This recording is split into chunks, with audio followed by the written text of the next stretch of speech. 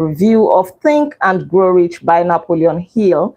In this video, we're going to conclude chapter 2.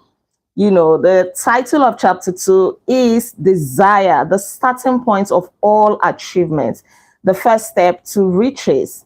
And we have actually looked at the lives of those who had a desire, who turned that desire into greatness.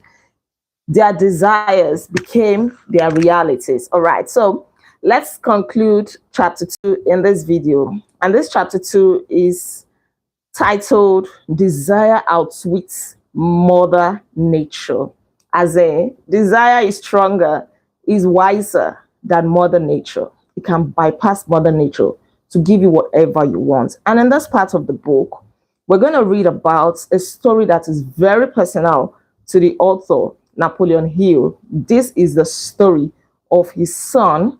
In this part of the book, he tells us that when his son was born, he saw him a few minutes after he was born, and looking at your newborn baby without any sign of physical ear. Oh my God. And the doctor confirmed that this boy was going to be deaf. Not only that, he was also going to be dumb, not being able to speak for the rest of his life.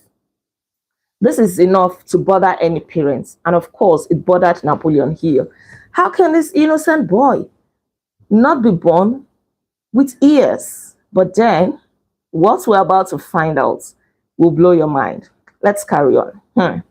Napoleon Hill said to himself, nature could send me a child without ears, but nature could not induce me to accept the reality of the affliction. That is to say, life can send anything your way, but you choose what you accept. That is what this part actually means. In my own mind, I knew that my son would hear and speak. How? I was sure there must be a way, and I knew I would find it. I thought of the words of the immortal Emerson, which says, the whole course of things goes to teach us faith. We need only to obey. Right. The right word here that we can deduce from Napoleon Hill's actions and words is desire. D-E-S-I-R-E. Desire. Do you have a desire? You need to have a desire. Desire is the starting point of all achievements, not money alone. Maybe you want to be healed. You're trusting God for a child. You need a job. You want to become a better person. Everything starts with a desire. So more than anything else, I desired that my son should not be a deaf mute, as in he should not be deaf and dumb. And from that desire, he did not recede once. He never had the retake to say, oh, maybe I should just give up. This is mission impossible. He didn't do that. It was strong, very strong, even for so many years after the boy was born. Let's carry on. All right. Many times he said he had, many years previously, Napoleon Hill said that he had written this statement. Our only limitations are those we set up in our minds. And for the first time, he wondered if that statement was true. He was lying there with his boy, and he had this resolute desire that this boy is not going to be deaf, this boy is not going to be dumb. And what he started doing was to speak into the mind of this boy, was to also pass on what he was thinking, that desire, onto this boy. So he would tell him, you're not going to be dumb, you're not going to be deaf. And as soon as that boy became a bit mature to cooperate and to understand some things, he too started having that burning desire that what his father desired would also become a reality. So he too started understanding little by little that he could actually hear and speak. And one of the things that Napoleon Hill told this boy was that he had an advantage over everybody else and over his elder brother, who was normal. You know, his elder brother was a newspaper merchant. He was selling newspapers. And Napoleon Hill told this boy, his name is Blair, B-L-A-I-R, that, you know what, you have an advantage over your elder brother, because when your elder brother goes to sell newspapers, people are not going to notice anything fantastic about him. But if you go selling the same newspapers, you are going to make more sales because people are going to be moved by emotions towards you. They'll be like, in spite of the fact that this guy has no ears and this boy cannot speak, he's selling newspapers. So you're going to record more sales than him, which is true. People buy with emotions, right? And that boy carried that on. He put that in mind. And then Napoleon Hill started taking actions. First of all, he bought a record player because they started noticing that it's like this boy can hear slightly. They started noticing that. So he needed an action to solidify that. So he bought a record player. And to their surprise, Blair was very, very happy. He would jump up anytime they were playing music. And there was a particular music that he loved so much, he could play for like 2 hours nonstop.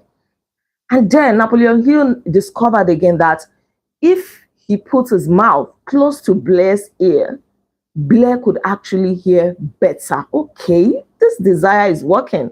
This burning desire is actually beginning to turn something into reality. And afterwards, Napoleon Hill took another action, bought storybooks, and would read to Blair, reading to him in a very dramatic way, tweaking the story around, trying to bring out faith, not just reading the stories casually, but trying to get a desired result by reading the story. He was reading the story with intentionality. He was reading the story with passion, with desire, with hope that I want something to happen. I want this boy to hear, and I want him to speak. All right. So here Napoleon Hill is telling us that he actually discovered that Blair started to enjoy the story. And he said somewhere here that the outlook was far from encouraging. Now, he could hear slightly, but when it came to speaking, the outlook was far from encouraging because he was only blabbing. I mean, for somebody his age at that time, he was blabbing, but he still did not give up. And here is a statement that reads, every adversity brings with it the seed of an equivalent advantage. So what is that adversity that you think that you have? If you look closely, if you have a positive mindset, there is an advantage in it for you. For you, and even for humanity. We have so many people in the world today who share their stories of pain, past disappointments, miseries, which has now turned into testimonies. Reason told me plainly that there was no adequate compensation for the lack of ears and natural hearing equipment. Desire backed by faith pushed reason aside and inspired me to carry on. Desire. You need a desire. You must desire something. And it must be a burning desire. Okay. So another thing that Napoleon Hill did was to make sure that his faith, his desire, corresponded with his action. And what do I mean? He and his wife did not put Blair in a special needs school. They put him in a normal school that all the children who had no physical impairments attended. That is their own way of saying, we don't accept that this boy is deaf and dumb. Not that they were living in denial, but they were working towards what they wanted to see. As long as he could still hear a little bit, he could hear a little bit, he could still, blab a little bit. They saw hope, a huge hope there for him. So gradually the child's hearing was improving. And he too started becoming, pardon my English. He too started becoming, aware that he could hear.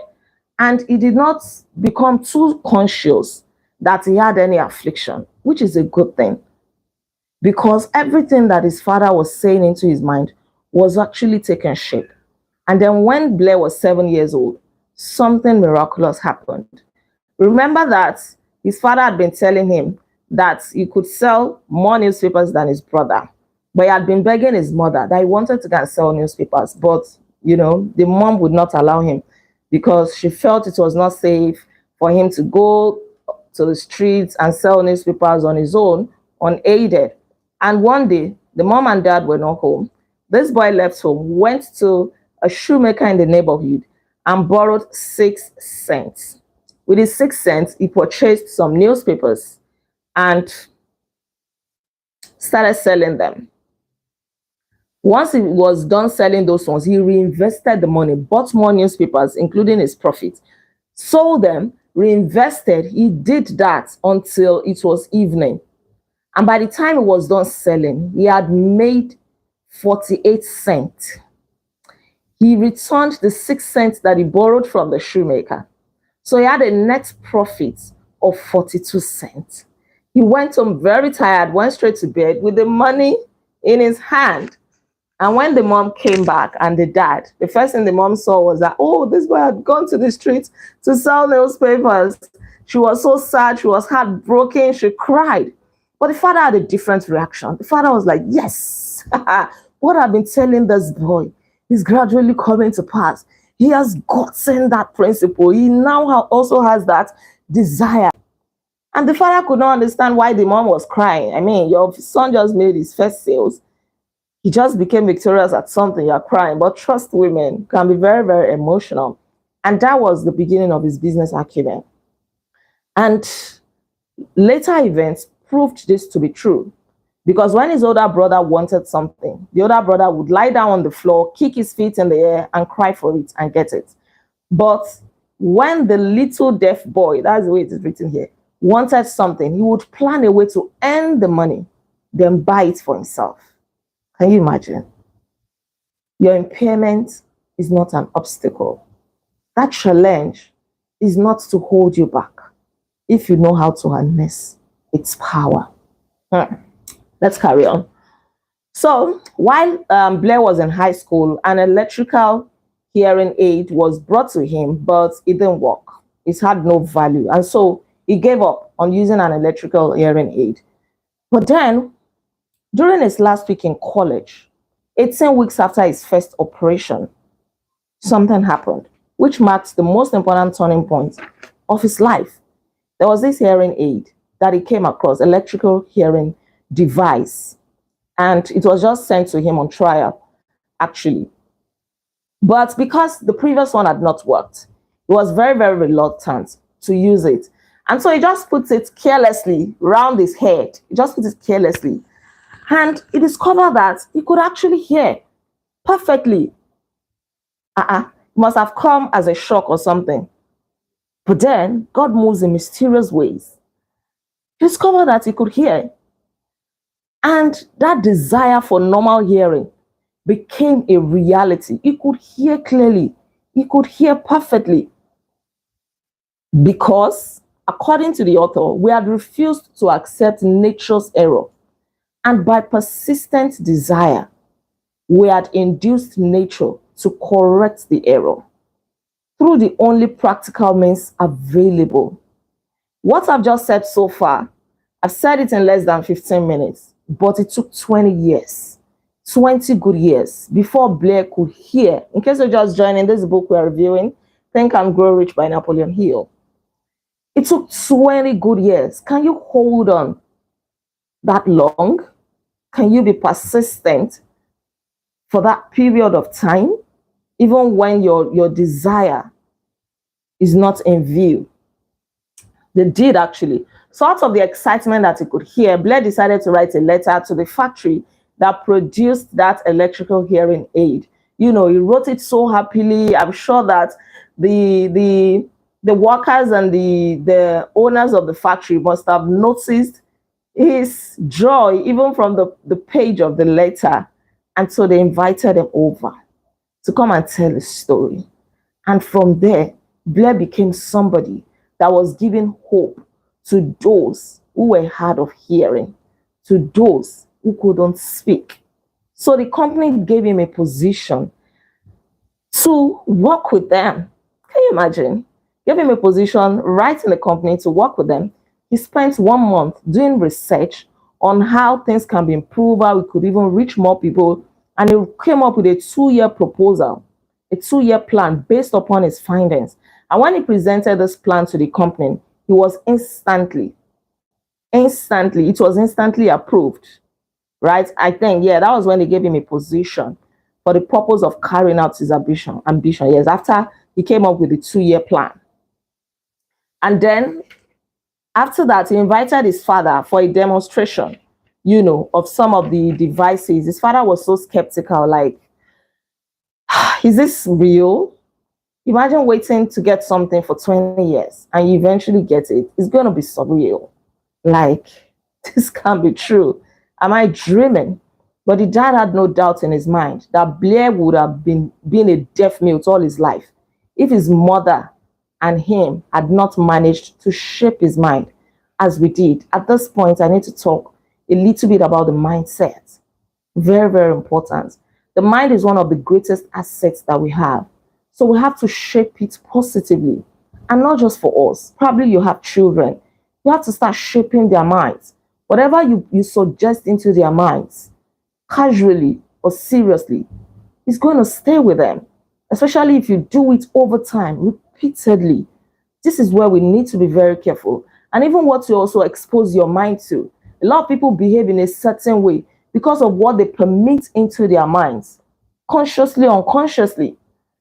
So the mind is one of your greatest assets. You want to guard it jealously. You see how they were able to shape Blair's minds, despite the fact that the X-ray pictures show that there is no opening in the skull whatsoever from where his ears could be to the brain. It was a severe deformity. There was no opening at all. This ear that we have, his own had no opening. It was closed. That means it didn't open up into the skull. So there was no way, no sign of him hearing all his life. But look at how desire with persistence caused them to hear. The author is telling us here, and it says, I have no doubt that a burning desire has devious ways of transmuting itself into its practical equivalent. Blair desired normal hearing, and he has it. There is nothing right or wrong which belief plus burning desire cannot make real. These qualities are free to everyone. Free to everyone. Everyone and anyone that embraces it. If Mother Nature bends the wheel of desire, is it logical that mere men can defeat a burning desire? If Mother Nature cannot defeat a burning desire, then mere men, nobody can defeat a burning desire. If somebody has a burning desire, no matter the obstacle, no matter the challenges that the person comes across, that burning desire is going to keep rising above all the obstacles. Desire is able to transmute anything, any thought, into its practical equivalent. The author says, I mixed faith with a desire for normal hearing, which I passed on to my son. Second, I communicated my desire to him in every conceivable way available through persistent, continuous effort over a period of years. Third, he believed me. All right, we're going to conclude somewhere here, and this will be the end of chapter 2. He also told the story of one of his friends who was critically ill, and as his friend was about to be wheeled into the theater, he himself was thinking in his mind, how can somebody this frail, this emaciated, come out of the theater alive? Even the doctors said, just start making up your mind. You may not make it out alive. But as this guy was about to be wheeled into the theater, he looked at Napoleon Hill and said to him, Chief, I will be out of here in a few days. And indeed, that was the miraculous words that he needed to utter. He came out of the theater alive. Even the doctors and nurses confirmed that it was his faith, his strong belief that he was going to come out of the theater alive, that actually made him to survive that surgery. Never mind, Kizito can still catch up. Right. That is the power of desire, a burning desire, a strong desire. Nothing can beat it. Not even nature can bend that desire that you have. If you tell yourself that you're going to do something, you do it repeatedly, you are persistent, you don't give up, you're going to achieve it. It is as simple as that. It is not a complex thing, and anybody can do it. And if you have a desire for something, let your words align with that desire. Don't desire something and then you're saying something opposite. It doesn't work that way. The words of your mouth, your actions must align with your thoughts. I'm telling you, everything must align. People are saying otherwise. They're saying that there is no hope. There is no way. You're fooling yourself. But you hold on to it. You don't stop saying it. You don't stop thinking it. You don't stop acting it, even though you have not seen it yet. These things are real. I have experienced them in multiple folds. And this is what I am telling you. So this book does not sound theoretical to me. It sounds very tangible. It is significant. Let me read the few lines that we have left. How can one harness and use the power of desire? This has been answered through this chapter and the subsequent chapters of this book. I wish to convey the thought that all achievements, no matter what its nature or purpose, must begin with an intense, burning desire for something definite through some strange and powerful principle of mental chemistry. Nature wraps up in the impulse of strong desire. That's something which recognizes no such word as impossible and accepts no such reality as failure. On this note, we have come to the end of chapter 2, which says desire, the first step to any achievement, the first step to riches. Thank you so much for joining. Thank you for tuning in. I really, really appreciate you. God bless you. Don't forget to like this video in case you have not liked it already. Kindly drop your comments in the comment section below. Don't forget to subscribe to this channel in case you are yet to subscribe. And please feel free to share this video as well so that others will be inspired and motivated. We're going to come back again to start the review of chapter 3. We usually come live by 9:30 p.m. Nigerian time. So feel free to join us if that time works for you. If it doesn't work for you, you can always come back to watch it later. It's going to be here on my channel. I remain Olaide Agbaje, also known as First Lady. And on this channel, I inspire you to live intentionally. I'll come your way again by God's grace. Until then, be intentional. Bye-bye.